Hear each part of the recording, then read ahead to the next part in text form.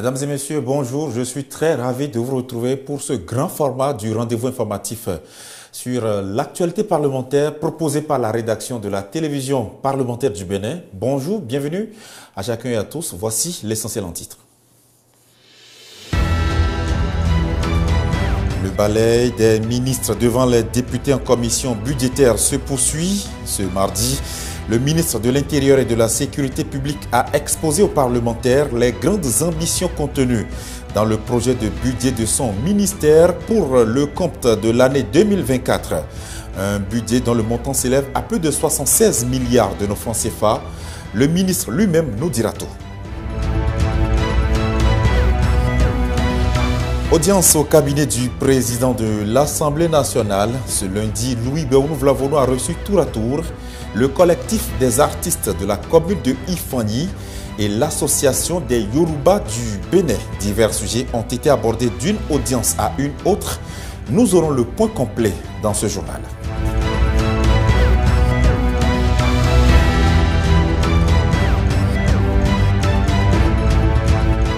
C'est déjà fin novembre et presque début décembre, une période où la fraîcheur de l'harmattan dite Salois dans nos localités.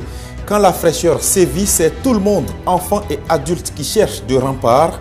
Mais que dire des nourrissons, ces êtres d'une fragilité parfois extrême? Dans le magazine du jour, Stéphanie Dekpe-Madora nous dira comment gérer la fraîcheur chez le bébé.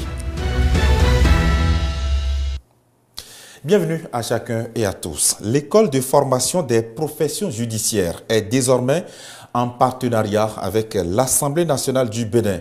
Un protocole d'accord a été signé dans ce sens ce mardi à la salle polyvalente de l'institution CISE au Palais des gouverneurs à Porto-Novo. Cet accord vise à renforcer les capacités des députés et du personnel parlementaire. La cérémonie a été présidée par le premier vice-président de l'Assemblée nationale, Barthélémy Kassa. Le point avec Vanoli Olibé et Marc Eston Eriola.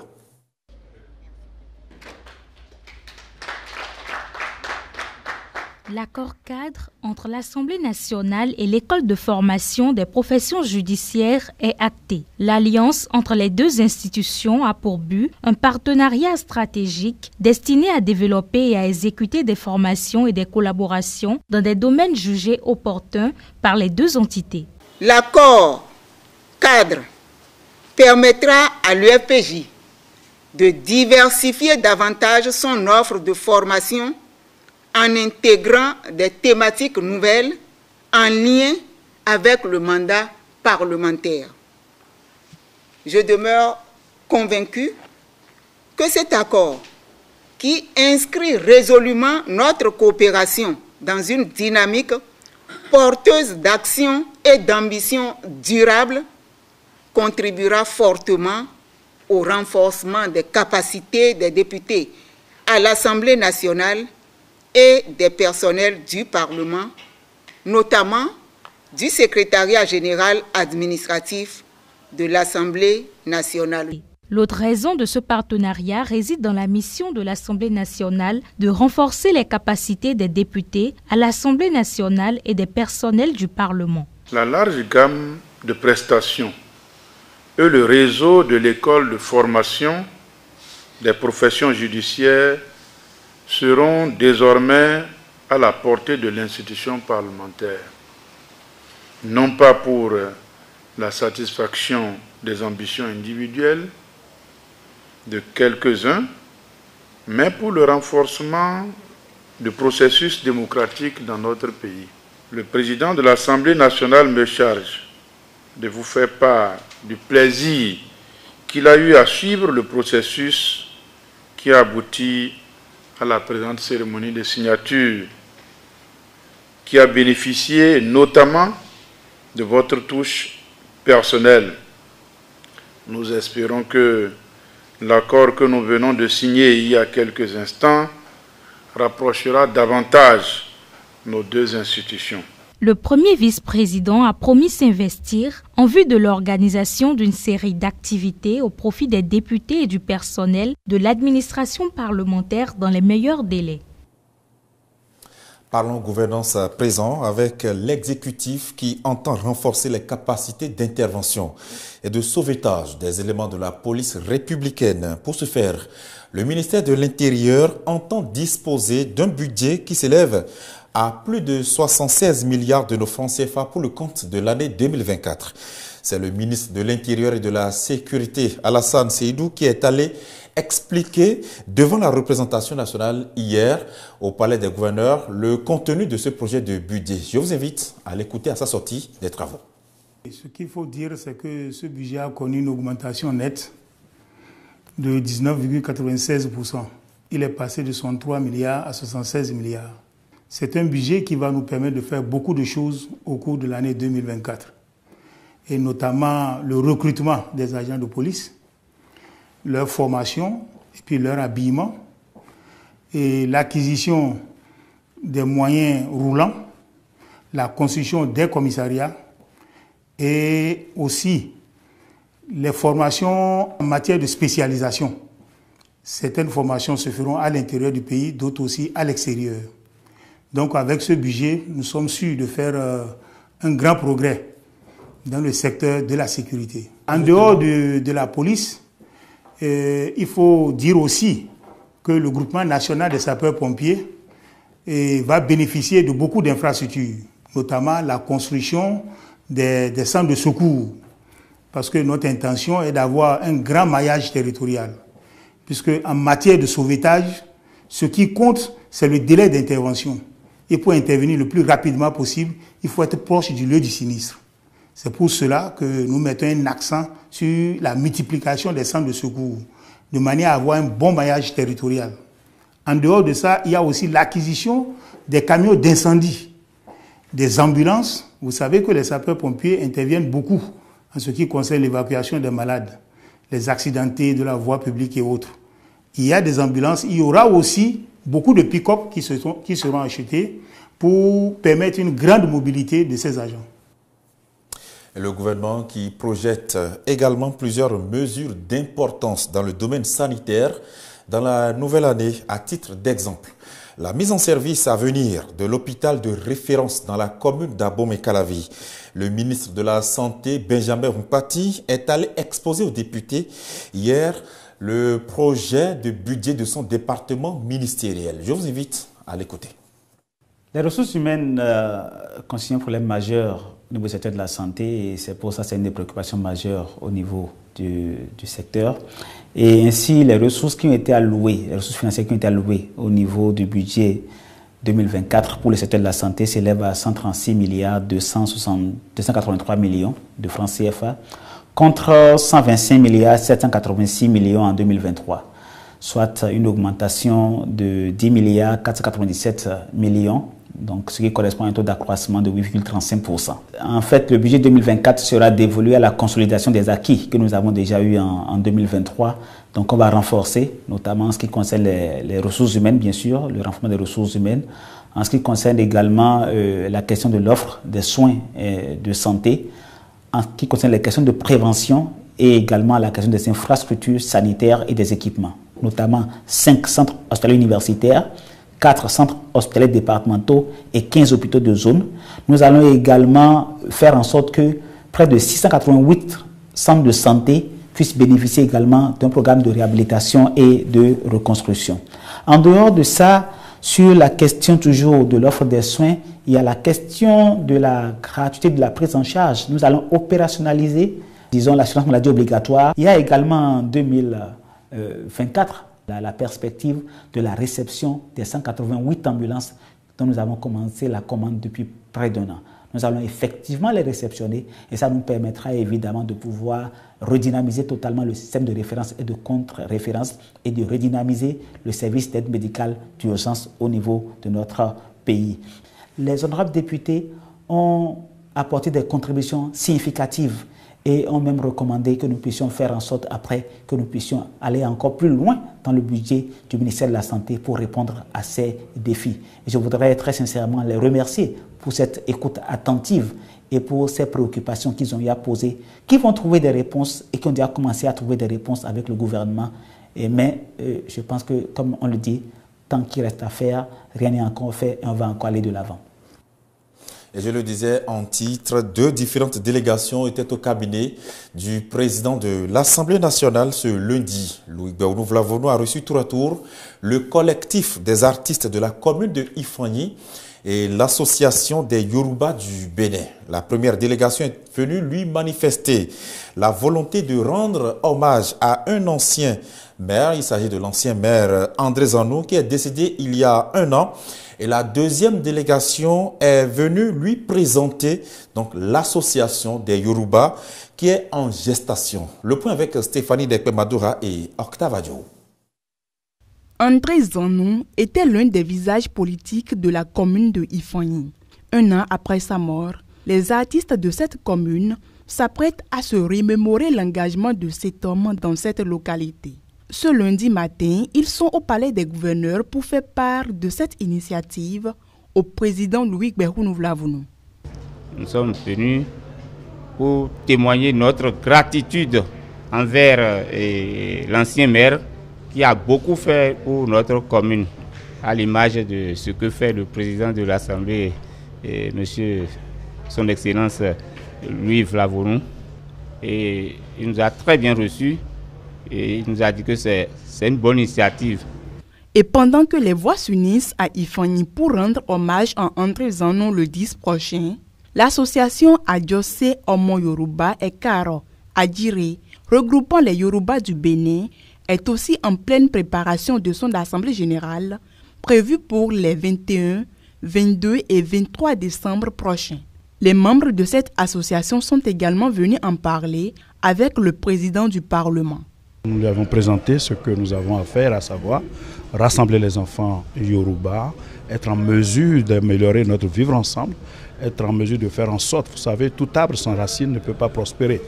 Et dans ce cadre, nous avons jugé utile de nous rassembler pour que nos enfants puissent être en mesure de retrouver des référentiels à travers leurs parents que nous sommes, afin qu'eux aussi soient en mesure de transpirer sur les enfants après.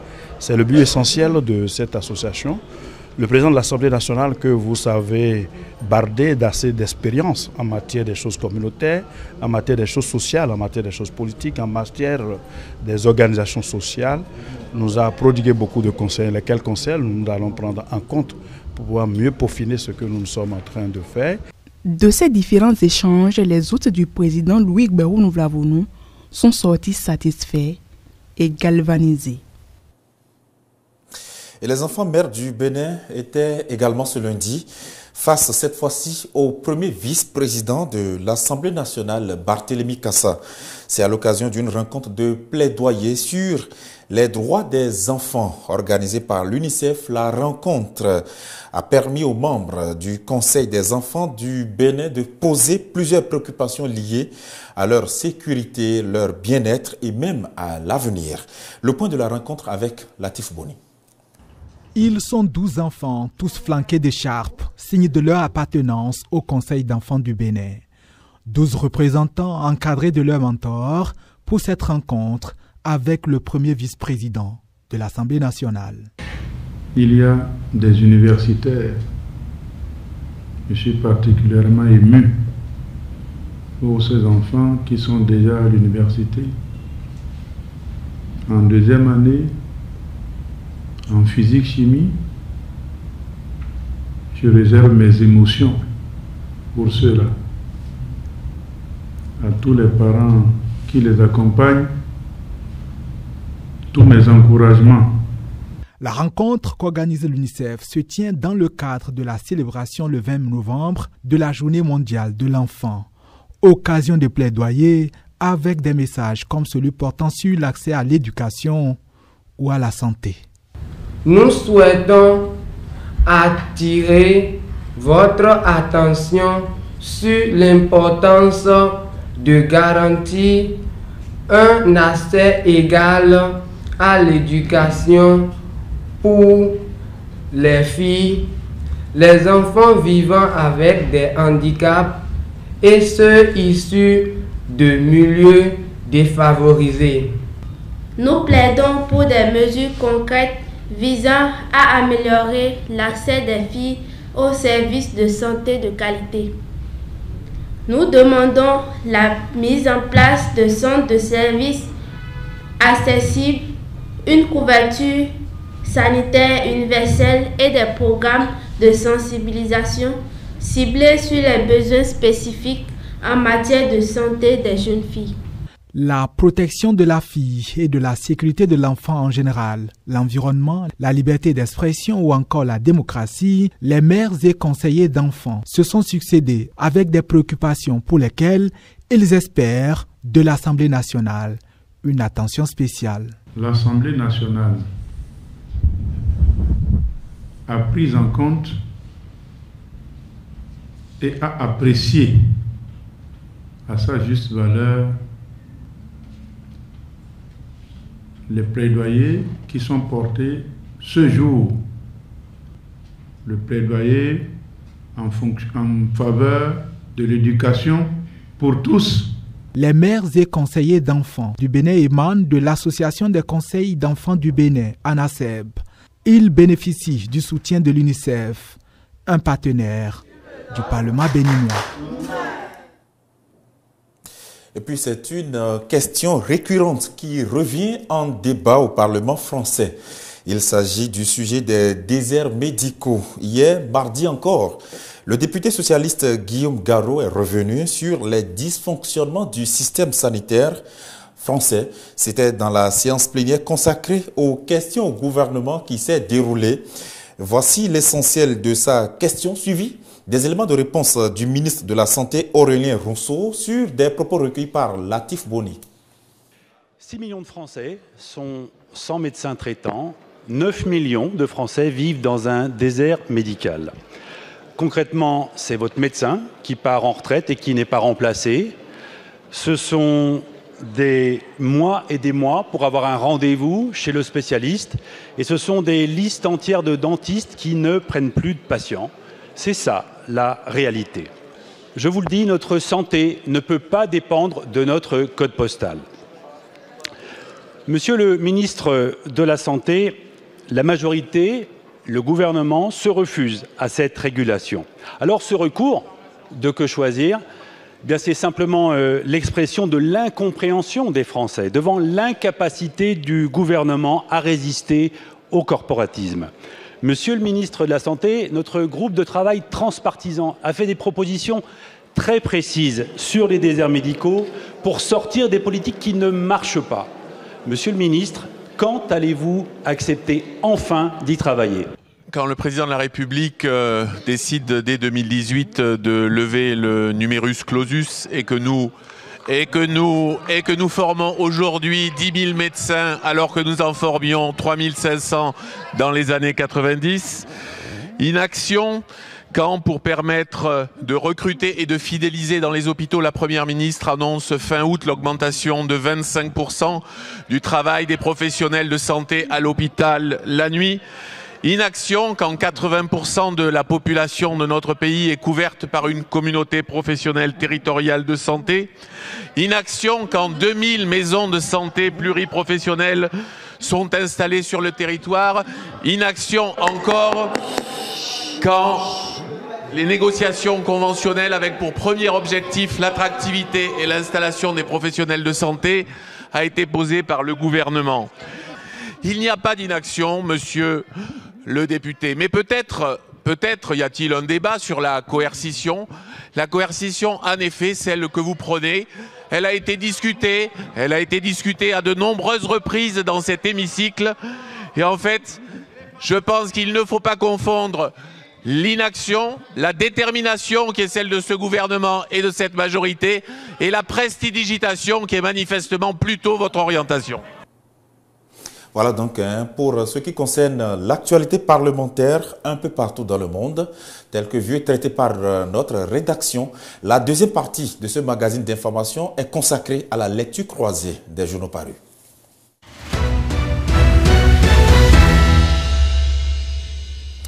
Dans la revue de presse aujourd'hui, les confrères sont revenus sur les différents passages des ministres devant les députés réunis en commission budgétaire à l'Assemblée nationale. Et puis, vous pouvez vous en douter, il est également question de la rencontre qui a eu lieu entre le président de la République, Patrice Talon, et son prédécesseur, Boni Yayi, accompagné de certains responsables du parti politique qu'il dirige. La revue de presse est une présentation de Saturne Diosso. Messieurs, bonjour. Les travaux en commission se sont poursuivis hier à l'Assemblée nationale en prélude à l'examen en plénière de la loi de finances gestion 2024. Entre autres ministres qui étaient devant les députés pour exposer leur budget, il y avait le ministre de la Santé. Dans sa parution de ce mardi, le matin, le cite aux côtés de ses collègues qui l'ont précédé. Passage des ministres devant la commission budgétaire du Parlement, Eleonore Yayi, Alassane Seydou et Hunkpati rassurent les députés, écrit le journal. Le leader du jour s'est intéressé, lui, au passage du président de la Cour constitutionnelle. Dorothée Sosa défend une cagnotte de 2,7 milliards de francs CFA pour la Cour constitutionnelle. Demain jeudi, les ministres qui viendront auront plutôt à répondre en plénière sur des questions adressées par les députés dans leur mission de contrôle parlementaire de l'action gouvernementale. Le pays émergent annonce déjà les couleurs. Contrôle de l'action gouvernementale, 2 ministres du gouvernement convoqués à l'Assemblée ce jeudi affichent ce quotidien. Mais le chou gras de la presse ce mercredi, c'est le débriefing de la rencontre Talon-les démocrates. Le matinal s'intéresse à la libération des prisonniers dits politiques et aux élections générales de 2026. Talon se prononce sur les sujets qui fâchent, lit-on dans le journal, avec dans ses colonnes les avis croisés d'acteurs politiques et de la société civile sur la rencontre avec les démocrates. Matin Libre parle ce matin de refus de pardon pour opposants en prison et en exil et s'interroge. Au-delà du cas des jeunes incarcérés, quel espoir encore pour la loi d'amnistie? Talon met l'UPR et le BR en difficulté, renchérit Matin Libre. Sur les points de désaccord de la rencontre au Palais de la Marina, les 4 vérités rapportent les opinions de Talon et Yayi à propos de la présence de l'opposition à la Sénat. À Talon qui a soutenu que l'opposition est représentée à la Sénat, Yayi a rétorqué que les FCBE ne sont pas de l'opposition et à Talon de répliquer que ce n'est pas parce que les FCBE ne l'insultent pas qu'il faut contester leur statut d'opposant. Sur le rejet de la demande de grâce présidentielle pour Rekia Madougou, le matin trouve que c'est un autre tour de vis de Talon et que la balle rebondit désormais sur le tarmac des députés. Le pays émergent estime qu'on va déjà vers le rejet de la loi d'amnistie initiée au profit des détenus politiques et des personnalités politiques en exil. Le leader du jour revient sur l'audit du fichier électoral évoqué pendant la rencontre Talon-les démocrates. C'est une patate chaude entre les mains de Yayi et les siens, estime le journal. L'ancien président de la République, Nicéphore Dieudonné Soglo, était aussi l'hôte de Patrice Talon. Nord-Sud Quotidien en parle déjà à sa une ce mardi. Rencontre avec Talon. Après Yayi, c'était le tour de Soglo, informe le journal. En recevant ses 2 prédécesseurs, Bénin Intelligent trouve que les acteurs politiques sont déjà dans l'optique 2026. Fin de cette revue. Merci pour votre attention. Et merci à vous, Saturne Diosso, pour votre présentation. La revue de presse revient dans nos prochaines éditions. Nous sommes dans une saison plutôt bizarre maintenant, où la chaleur et la fraîcheur s'alternent constamment. Et si vous avez des enfants autour de vous, c'est le moment d'être plus attentif que jamais.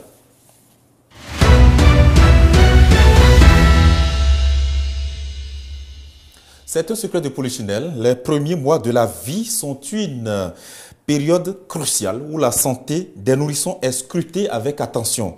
Les bébés sont particulièrement sensibles aux températures froides et il est important de connaître les stratégies appropriées afin de prendre soin des bébés pendant la période de la fraîcheur. Ainsi, en combinant des vêtements adaptés avec une attention particulière à l'environnement et des habitudes alimentaires adéquates, les parents peuvent offrir à leur enfant une protection optimale. C'est ce que va nous dire Stéphanie Dekpemadora dans le magazine du jour. De leur petit corps se dégage une pure innocence. Les bébés sont des êtres fragiles, une fragilité qui demande une attention particulière des parents, surtout quand la température est en baisse. La valeur normale de température, c'est 37 degrés. Donc, en deçà de 37 degrés, entre 37 et 36,5, on parle d'une réaction au froid. Et en deçà de 36,5, on va parler de l'hypothermie, qui est le terme scientifique qui se traduit par le froid. Pendant cette période de froid, chaque cri, pleur ou comportement du bébé véhicule un message. Les parents doivent veiller à chaque détail. Le froid chez les enfants, ça se manifeste par des frissons. L'enfant commence par grelotter, l'enfant commence par grincer les dents. Et donc, dès que l'enfant commence par développer ces signes, les parents doivent savoir tout de suite que l'enfant a froid. Les tenues doivent être pensées et choisies avec munitie pour maintenir la température corporelle du nouveau-né dans les normes.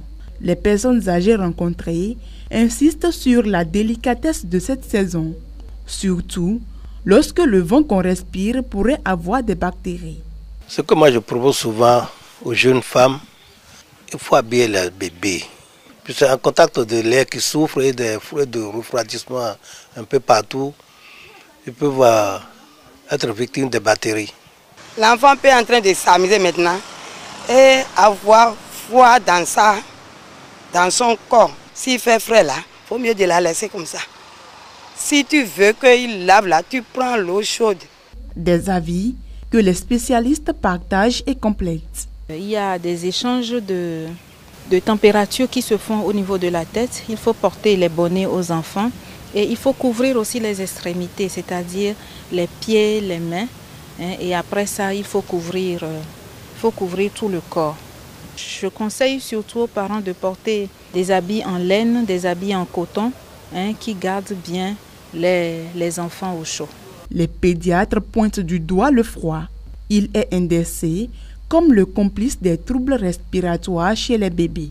La première maladie que ça peut entraîner chez les enfants, c'est le rhume. Nous avons les rhinites, nous avons les bronchites, nous avons les bronchiolites, qu'on a surtout lorsqu'il fait froid. Ils sont plus sensibles au changement de température. Le froid peut affaiblir le système immunitaire des bébés. Pour les accompagner dans cet exercice, les bains chauds sont recommandés au cours de cette période. Les enfants, leur système de régulation de température n'est pas encore ce que ça devrait être. Il faut chauffer l'eau pour ramener l'eau à la température normale avant de laver les bébés. Et aussi, il faut éviter de laver les bébés au dehors. Chercher une bassine et un seau et laver les enfants à l'intérieur pour que ces enfants-là ne prennent pas froid. Entre les températures changeantes et les risques accrus sur la santé des bébés, l'attention des parents façonne un monde où chaque nouveau-né doit être entouré d'une bulle de précaution et d'amour en saison de froid. Voilà, c'est ici que nous fermons les portes de ce magazine d'information que je vous remercie d'avoir suivi. Et vous pouvez déjà prendre note, demain jeudi, les députés se retrouvent au Palais des gouverneurs pour examiner de nouvelles questions au gouvernement. Une séance plénière qui sera retransmise comme d'habitude en direct sur notre antenne. Vous pouvez déjà prendre le rendez-vous. Je vous souhaite une bonne suite des programmes sur notre antenne et à très bientôt.